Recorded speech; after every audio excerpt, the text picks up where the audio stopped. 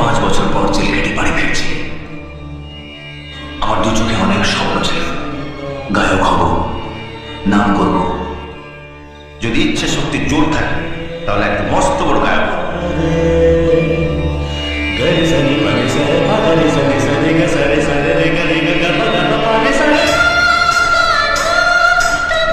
জানো মা, আমার গানটা শুনে কলেজের একটা মেয়ে গানটা ফাংশনে গিয়েছে। আমাকে একটু রাস্তা পার করে দিন না, আপনি কি বলছেন ম্যাডাম? আমি চোখে দেখতে পাই না। সোনালীকে বড় ডাক্তারের কাছে নিয়ে যাচ্ছি মা, তুমি আশীর্বাদ